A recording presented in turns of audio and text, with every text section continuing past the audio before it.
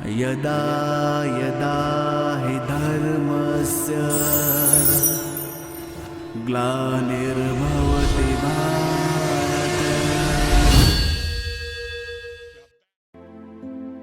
ओम शांति।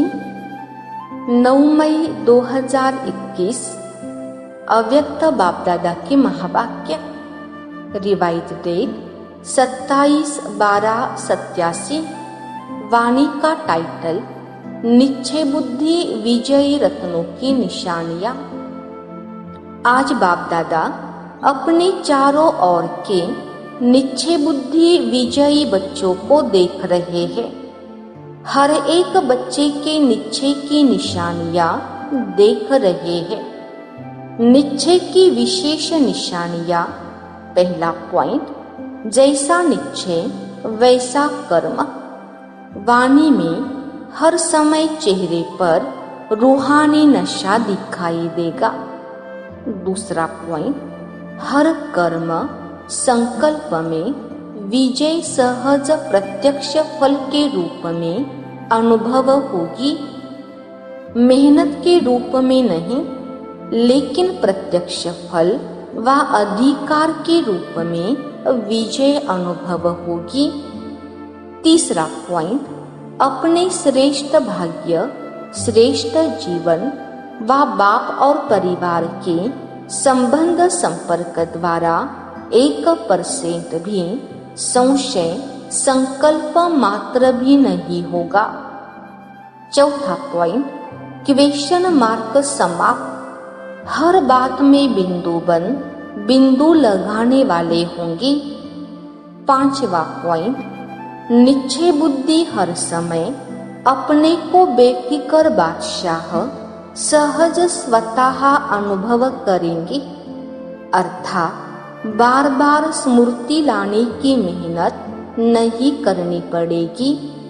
मैं बादशाह हूँ, यह कहने की मेहनत नहीं करनी पड़ेगी, लेकिन सदा स्थिति के श्रेष्ठ आसन व सिंहासन पर स्थित है ही।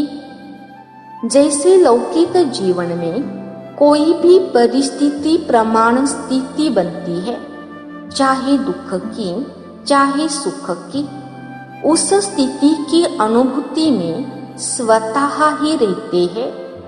बार बार मेहनत नहीं करते।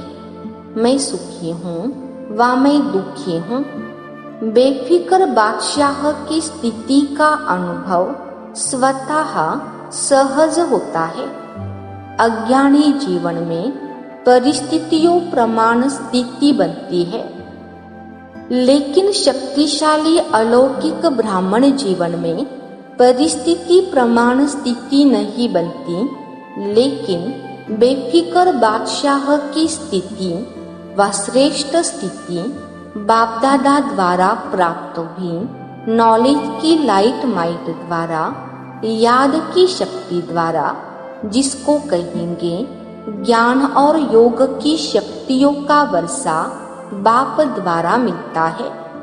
तो ब्राह्मण जीवन में बाप के वर्षे द्वारा व सद्गुरु के वरदान द्वारा व भाग्य विधाता द्वारा प्राप्त हुए श्रेष्ठ भाग्य द्वारा स्थिति प्राप्त होती है।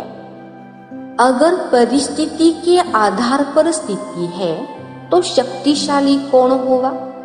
परिस्थिति पावरफुल हो जाएगी ना। और परिस्थिति के आधार पर स्थिति बनाने वाला कभी भी अचल अडोल नहीं रह सकता। जैसे अज्ञानी जीवन में अभी देखो बहुत खुशी में नाच रहे हैं और अभी उल्टे सोए हुए हैं। तो अलौकिक जीवन में ऐसी हलचल वाली स्थिति नहीं होती। परिस्थिति के आधार पर नहीं, लेकिन अपने वर्षे और वरदान के आधार पर व अपनी श्रेष्ठ स्थिति के आधार पर परिस्थिति को परिवर्तन करने वाला होगा। तो निश्चय बुद्धि इस कारण सदा बेफिक्र बादशाह है। क्योंकि फिक्र होता है कोई अप्राप्ति व कमी होने के कारण। अगर सर्व प्राप्ति स्वरूप है, मास्टर सर्वशक्तिवान है, तो फिक्र किस बात का रहा। छठवां पॉइंट, निश्चय बुद्धि अर्थात सदा बाप पर बलिहार जाने वाले।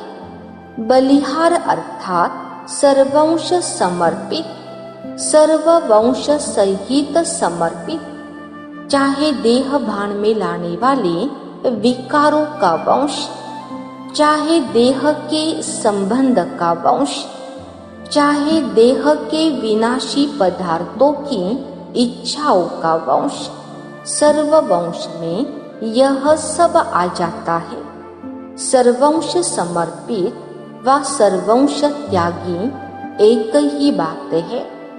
समर्पित होना इसको नहीं कहा जाता कि मधुबन में बैठ गए व सेवा केंद्रों पर बैठ गए। यह भी एक सीढ़ी है जो सेवा अर्थ अपने को अर्पण करते हैं, लेकिन सर्वंश अर्पित यह सीढ़ी की मंजिल है।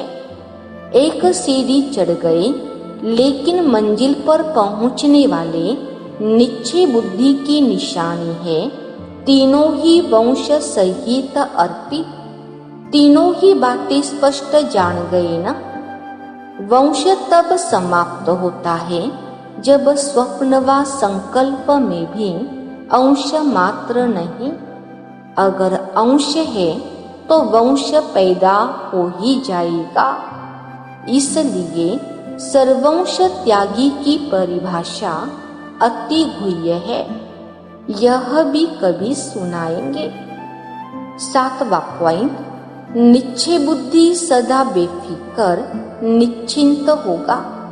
हर बात में विजय प्राप्त होने के नशे में निश्चित अनुभव करेगा, तो निश्चय, निश्चिंत और निश्चित यह हर समय अनुभव कराएगा।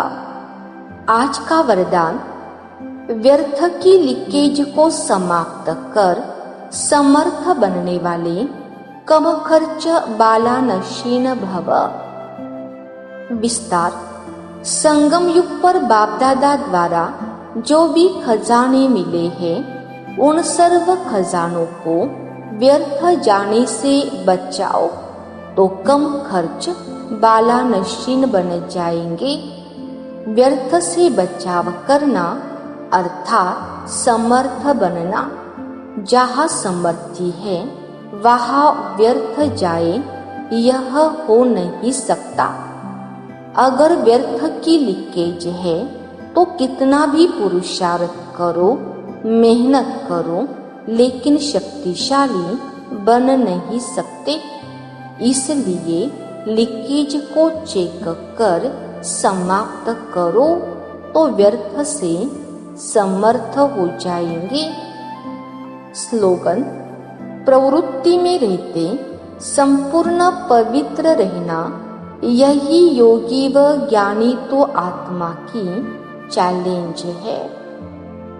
अच्छा, ओम शांति।